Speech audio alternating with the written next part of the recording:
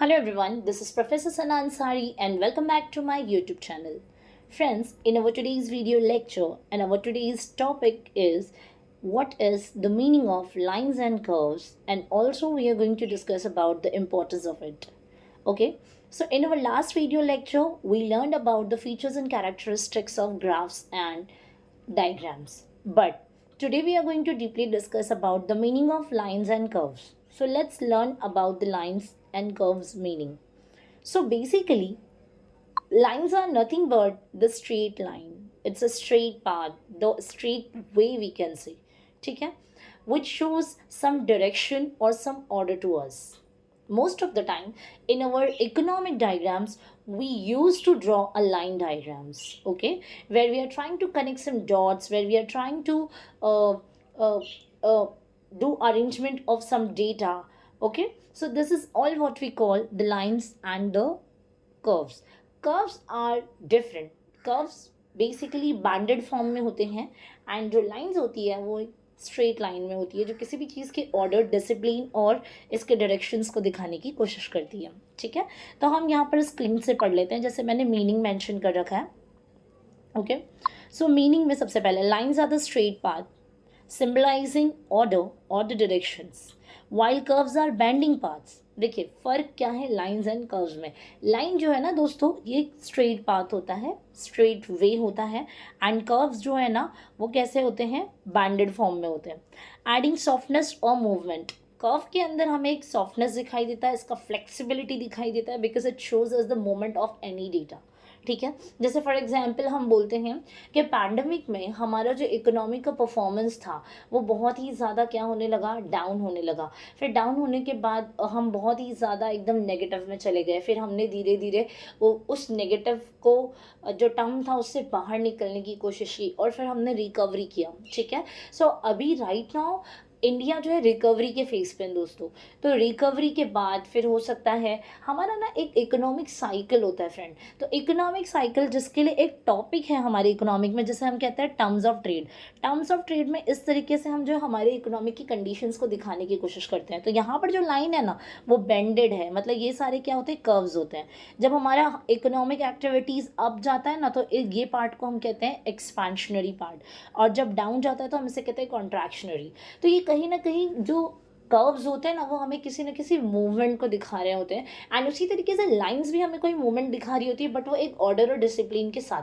But curves में आपको बहुत सारे डेटा का होने वाला फ्लेक्सिबिलिटी और जो फ्लक्चुएशंस है वो सारी चीज़ों को हम बैंडेड फॉर्म में दिखा सकते हैं. ठीक है, so they are used to show the different patterns और ideas in art, maths and graphs. So basically art में भी हम लोग लाइंस एंड कर्व्स का इस्तेमाल करते हैं, मैथमेटिकल इक्वेशंस और उनके साथ साथ अलग थ्योरीज को भी सॉर्ट आउट करने के लिए हम लाइंस एंड कर्व्स का यूज़ करते हैं, एंड ग्राफ में तो but always we are using it. Okay, so this is just meaning part friends. तो अब हम इसके बाद पढ़ने वाले हैं मीनिंग के बाद हमारा जो क्वेश्चन था दैट इज इम्पोर्टेंस. ठीक है, सो यहाँ पर कुछ ही लिमिटेड इंपॉर्टेंस है हमारे पास, हम इसको समझ लेते हैं. ठीक है, so very first is graphical depiction of functional relations. देखिए हम जब ग्राफ बनाते हैं ना, सो ग्राफ में हमें लाइंस एंड कर्व्स की ज़रूरत पड़ती है ताकि हम किसी भी वेरिएबल के बिटवीन जो प्रोसेस हो रहा है, जो उनका फंक्शनल है, जो उनके फंक्शनल रिलेशंस हैं, उनको हम दिखाने की कोशिश करते हैं. सो डिपिक्टेशन का मतलब होता है कि आप जो है वहाँ पर चार्ट में आप वेरिएबल और उनके होने वाले फंक्शंस को डिपिक्ट कर रहे होते हैं, दिखा रहे होते हैं. Okay, then easier understanding. Exactly जैसे कि हम लोगों ने लास्ट वीडियो लेक्चर में जब ग्राफ के डायग्राम्स सीखे थे, बार डायग्राम सीखा हम लोगों ने. ठीक है, पाई डायग्राम की बात की हम लोगों ने. तो उसी तरीके से जो लाइंस एंड कर्व्स होते हैं ना, जब ये ड्रॉ किए जाते हैं तो ईजिली हम किसी भी मोमेंट को समझ पाते हैं. कि अभी जैसे मैंने आप लोगों को ट्रेड साइकिल बना के दिखाया था. ठीक है, तो इस ट्रेड साइकिल के थ्रू हमको मूवमेंट समझ में आ रहा है कि ये एक्सपांशन है, ये कॉन्ट्रैक्शन है, ये एक्सपांशन है, ये कॉन्ट्रैक्शन है. सो ये इस मूवमेंट को स्टडी करना हमारे लिए बहुत ईजी हो जाता है लाइंस एंड कर्व्स की वजह से. Then we have third point, understanding marginalism. देखिए मैंने आपको बताया था कि ये एक ऑर्डर और डायरेक्शंस को दिखाता है.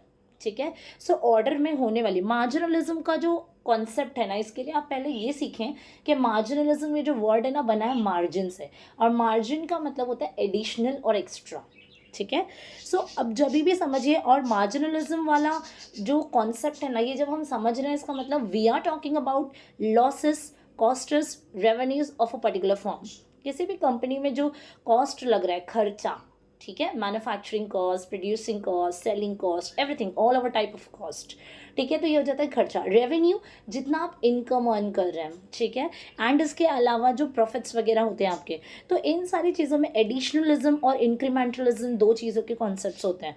तो कौन से वे में कितना आपका पहले प्रॉफिट कितना था, अब आपका प्रॉफिट कितना बढ़ रहा है, तो ये सारी चीज़ें भी हम लाइंस एंड कर्व्स के थ्रू दिखा पाते हैं, ठीक है।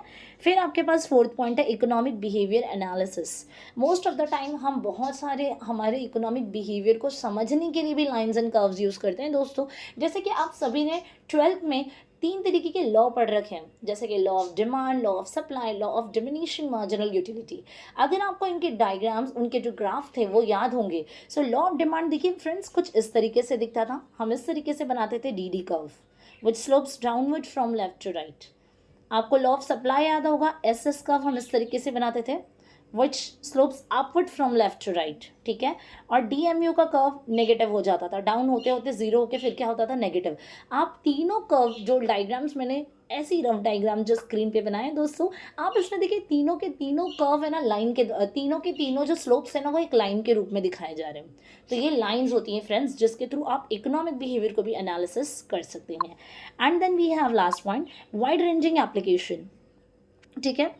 अब यहाँ पर ओके, वाइड रेंजिंग का मतलब होता है जब आपके पास बहुत ही ज़्यादा number of areas, number of ways, number of path अगर आप कवर कर रहे हो, तो आप किसी चीज़ को अगर बड़े लेवल पे जाके स्टडी करते हो तो बहुत ज़्यादा रेंज हो जाता है आपके पास। तो उन रेंज को भी अगर आप दिखाना चाहते हो तो आप दिखा सकते हो लाइन्स एंड कर्व्स के through. You just have to go with the proper scaling वाला part, then you can easily show your data by showing lines and curves in your picture और द ग्राफ। ओके, सो यहाँ पर हम लोगों ने importance को complete किया है फ्रेंड्स। अगर आपको कोई भी डाउट एंड डिफिकल्टी हो, so you all guys can do contact on my YouTube channel. So that's all enough for today. Bye bye. Have a nice day and take care everybody.